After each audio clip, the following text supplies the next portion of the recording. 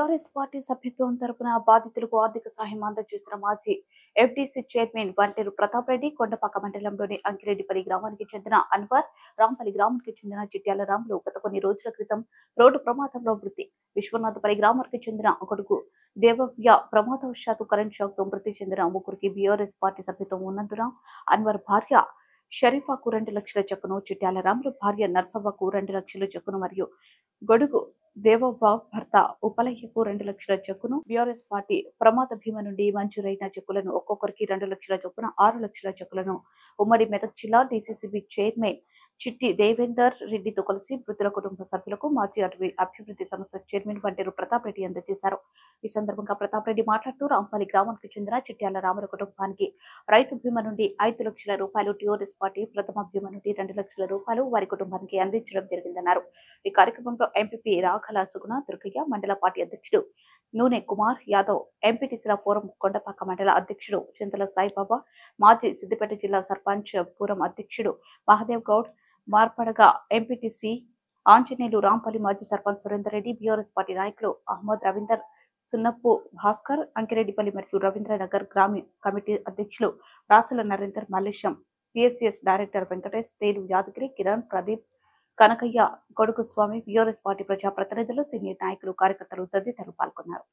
నియోజకవర్గంలో దాదాపుగా BRS party 93,000 మందికి సభ్యత్వం ఇవ్వడం వల్ల ఈ నియోజకవర్గంలో 338 మందికి 2 లక్షల రూపాయల లెక్క ప్రమాద బీమా ఇవ్వడం జరిగింది. బీఆర్ఎస్ పార్టీ సభ్యత్వం కలిగి ఉన్నటువంటి ప్రతి కార్యకర్త కూడా ఆపదలో ఉన్నప్పుడు, ప్రమాదం జరిగినప్పుడు పార్టీ అండగా ఉండి వాళ్ళని కాపాడుకున్నటువంటి విషయం ఇలా నియోజకవర్గంలో 338 మంది కుటుంబాలని పార్టీ ఆదుకున్నది. దానికి తోడు రైతు బీమా రూపాయి కూడా రైతు చెల్లించకుండా రైతు బిడ్డలే ఇలా దేవవ ఒక రైతు ఆమెకి 5 లక్షల రైతు బీమా వచ్చింది. అదేవిధంగా మన రాంపల్లిలో ఇటుకాల రాములు చనిపోవడం వల్ల యాక్సిడెంట్ అయి చనిపోయింది, వాళ్ళకు కూడా 5 లక్షల రైతు బీమా వచ్చింది. అన్వరికి పొలం లేకపోవడం వల్ల వాళ్ళకి 2 లక్షల రూపాయలు పార్టీ నుంచి ఆదుకున్నాం.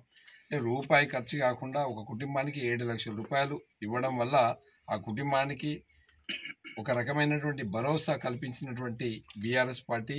మరి కాబట్టి భవిష్యత్తులో కూడా బీఆర్ఎస్ పార్టీ ఏ కార్యకర్తకు ఎలాంటి ఇబ్బంది ఉన్నా, అధికారం ఉన్నా లేకున్నా కూడా కాపాడుకునే ప్రయత్నం చేస్తున్నాం. మరి ఎప్పుడు కూడా ఈ రాష్ట్రంలో రైతాంగానికి వెన్నుదన్నుగా నిలిచినటువంటి ప్రభుత్వం కేసీఆర్ గారి ప్రభుత్వం. గతంలో మనం చూసినాం, రైతుకు అండదండగా నిలబడ్డాం, రైతుకు 24 గంటల కరెంట్ ఇచ్చినాం, రైతు బీమా ఇచ్చినాం, రైతు బంద్ ఇచ్చినాం, రైతు పండించినటువంటి పంటలన్నీ కూడా కొనుగోలు చేసినాం. రైతు ప్రభుత్వం అనే విధంగా కేసీఆర్ గారు ఒక యావత్ భారతదేశంలోనే తెలంగాణ రాష్ట్రంలో చేయడం జరిగింది.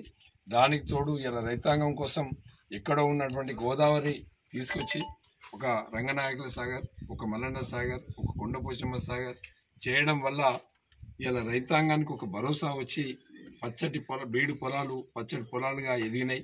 రైతులకు ఒక భరోసా వచ్చింది.